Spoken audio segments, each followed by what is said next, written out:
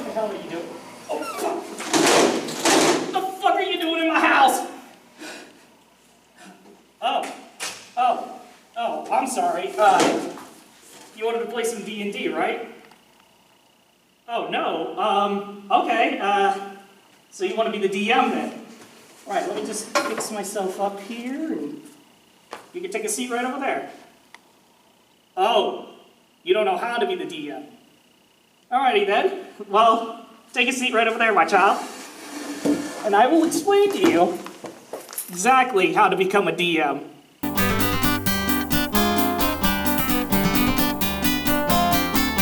Okay, first step to becoming a DM. Don't. Just don't. If you value your life and the semblance of, any semblance of doing what you want to do, besides D&D, then don't become a DM. Because for the sake of running something in your life, like this, becoming a DM just straight up will ruin your life. Step 2, become a college student. Now there are only two people in this world. People who become players and don't move on and, could relax comfortably in their own lives. And then there's the people that want to go for a higher career and have to deal with consequences later. For the DM, it's unfortunately the latter. Ow. Okay, that actually hurt. Don't ever do that. As a DM, to get any idea of what you need to do, you need to pay for expensive books that I swear are more expensive than college textbooks to begin with. To which, much like college textbooks, they're only additional resources you could use for the class. It's not necessarily the necessity. So after briefly reading the Cliff's Notes on each of the books, you finally figured out all the rules and just a semblance of what a DM does for the game itself. You might want also to gather other materials such as lighting, a film set in itself, makeups, props, food, whatever you need. And it's just so much more than that. Step 3, majoring in creative writing. The most important job of the DM is that you are the game itself. The game does not exist without you. You have to think of every little micro detail of the adventure story, down to the NPCs, the villains, the items that your group finds, the places you go, and even the narrative theme of the story itself. Now, you can bypass this whole bit by buying an entirely different book, but you already know that the shit is expensive, and you don't want your poor wallet to bleed out again. Wallet, I'm so sorry. I didn't mean.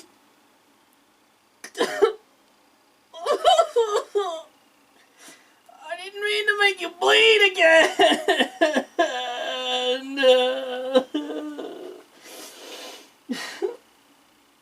God, why? So instead of that, you basically write novels for assignments in your writing classes, which basically force you to do the next step.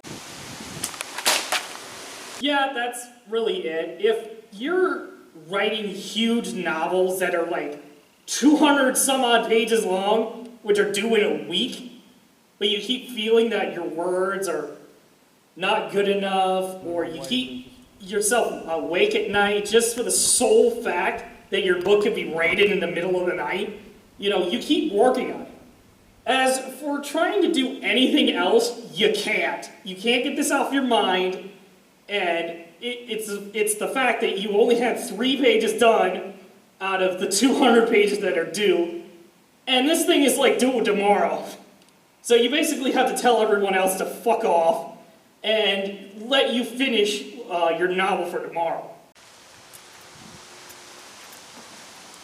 Hey, you want to hang out later? No, fuck off. I have to do this thing. Oh. Due tomorrow. Oh, okay then. Step 5. Get yourself comfortable for class.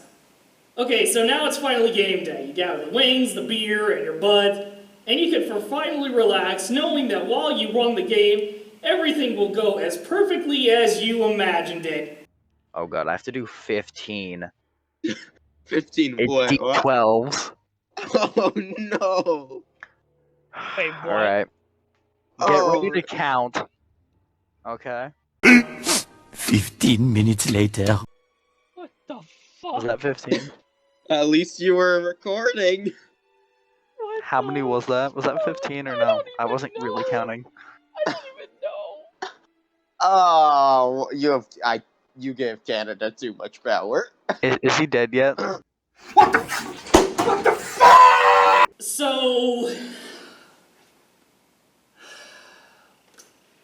yeah, you're gonna constantly have these moments happen, and you think that your novel has completely failed because, of course, this is like the only one if scenario that you didn't predict beforehand.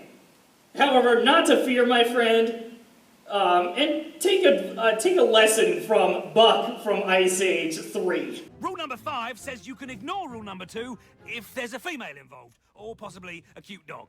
You know, I just make up these rules as I go along. So, follow the advice of a crazed weasel, and as long as your story still flows with what the players have done already, that there's really no harm and no foul to it.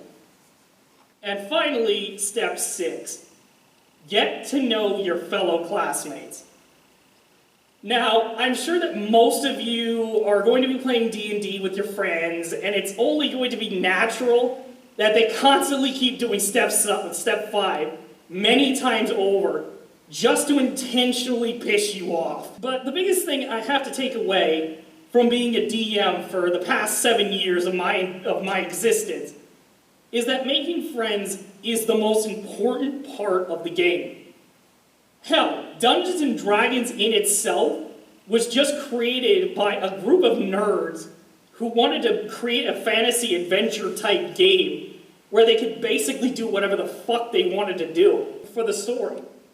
And so Dungeons and Dragons is meant to be a fun escape for most people, including yours truly.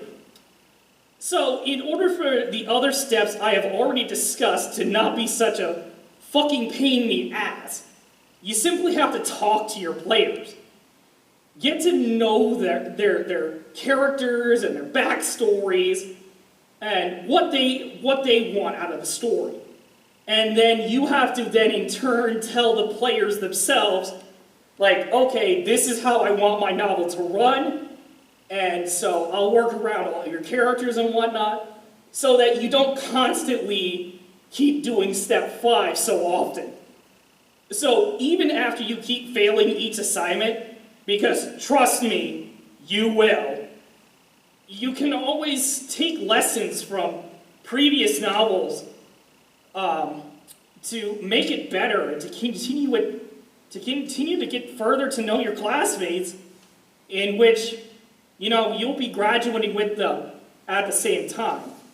Yeah, so it's basically that. Buying the expensive books, endlessly going through a schedule and whatnot. You know, just enjoying the core gameplay features by reading the books and everything. Writing novels constantly over and over again.